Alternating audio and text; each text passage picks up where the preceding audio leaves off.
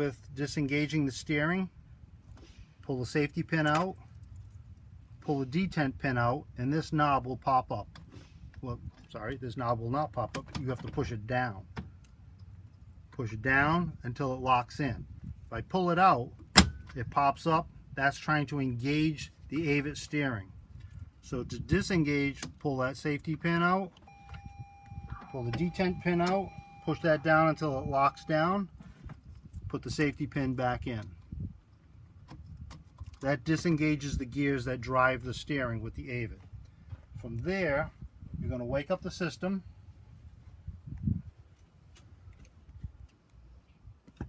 Press accept.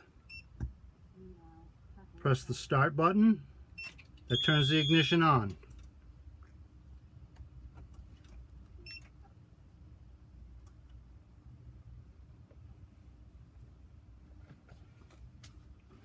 And then you would step on the brake.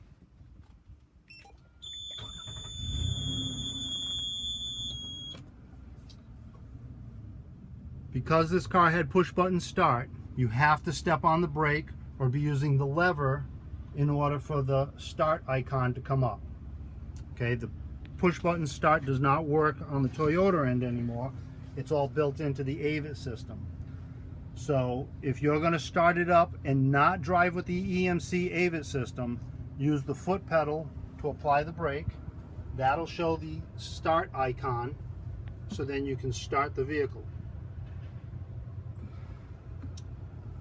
If you try to start it using this lever as the brake, it will activate the system.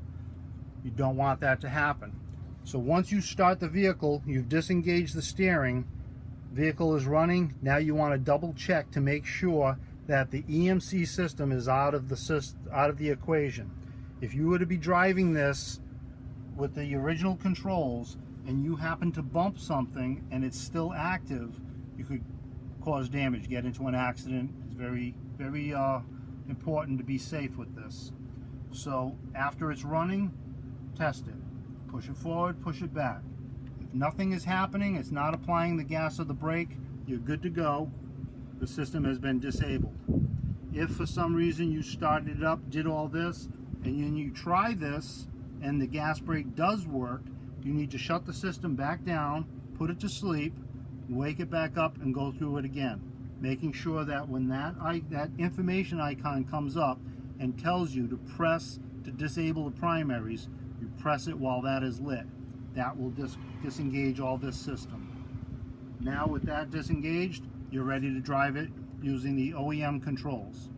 When you're driving it with these controls,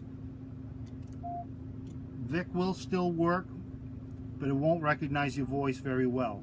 So you're better off not using it. Digitone will work. You can use the digitone if you wanted to, but you don't need to. With the OEM controls, everything still functions. You can still use your directionals and everything. The voice you're hearing now is that blue button on the door, right near your elbow.